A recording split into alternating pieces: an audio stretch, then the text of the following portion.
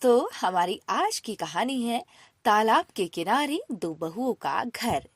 तो चलिए आज की कहानी शुरू करते हैं। बहुत समय पहले की बात है। एक गांव था जिसका नाम था हरिपुर। हरिपुर गांव के किनारे एक बड़ा तालाब था जिसके पास एक ही घर में दो बहुएं रहती थी, सुधा और रमा। दोनों की शादी एक ही परिवार में दो सगे भाइयों से हुई थी, लेकिन स्वभाव में उन दोनों के बीच जमीन आसमान का फर्क था। सुधा मेहनती, ईमानदार और सबका ख्याल रखने वाली बहू थी। वहीं रमा थोड़ी आलसी, स्वार्थी और चालाक थी। दोनों के घर एक जैसे थे, लेकिन जीवन बहुत अलग था। तालाब के किनारे सुबह सुबह सुधा कपड़े धोती, पानी भरती और बचे हुए पानी से पौधों को सींचती। गांव की औरतें उसकी जमकर तारीफ किया करती थी। रमा भी वहीं आती, लेकिन काम से ज्यादा वो दूसरों की चुगली करती नजर आती थी। वो हमेशा ये सोचती कि सुधा को सब इतना क्यों मानते हैं। एक दिन गांव में एक बूढ़ी औरत आई। उसके कपड़े मैले थे, पैर में चप्पल नहीं थी और आंखों में थकान थी। वो सीधे तालाब की ओर आई और बैठ गई। सुधा ने उसे देखा और पास जाकर कहा, माई, बहुत थकी लग रही है, आइए मेरे घर चलिए, कुछ खाना खा लीजिए। रमा दूर खड़ी ये सब देख रही थी। उसने सोचा, पता नहीं ये बुढ़िया कौन है। सुधा तो हर किसी को सेवा करने में लगी रहती है। बूढ़ी औरत सुधा के साथ घर गई। सुधा ने उसे पैर धोने को पानी दिया, फिर खुद जाकर उसके लिए खाना बनाया और आदर के साथ उसे परोसा। बूढ़ी औरत मुस्कुराई और बोली, बेटी, तू बहुत नेक दिल है, भगवान तुझे इसका फल जरूर देंगे। उसी रात उस बुढ़िया ने सुधा को सपने में दर्शन दिए।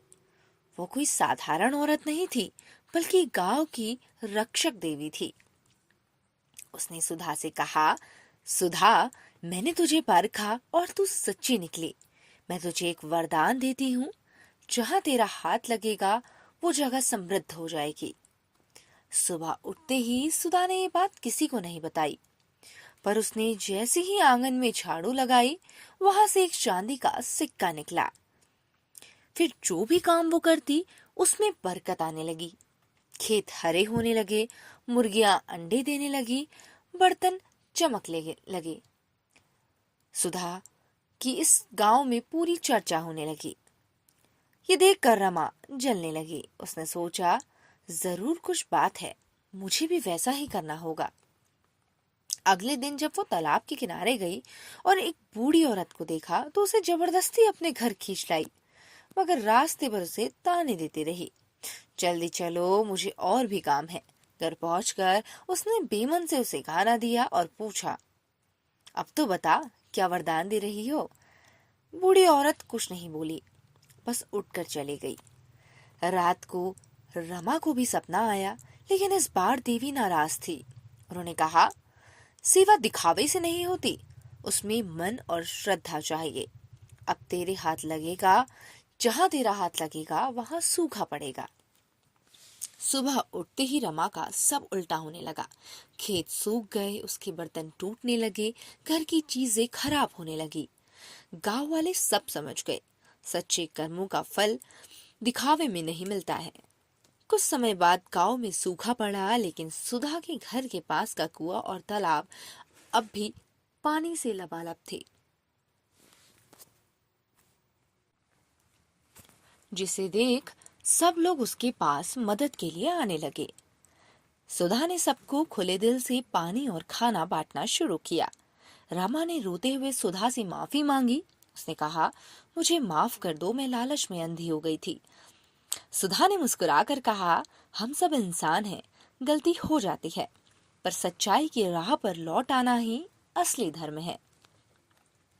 ये देख देवी फिर से प्रकट हुई और पूरे गांव को आशीर्वाद दिया।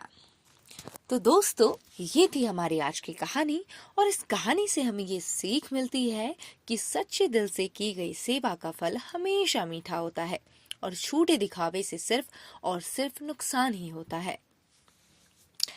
तो दोस्तों, आपको हमारी ये कहानी कैसी लगी हमें कमेंट में ज़रूर बताएं और इसी तरह की स्टोरी सुनने के लिए हमारे चैनल को सब्सक्राइब करना ना भूलें।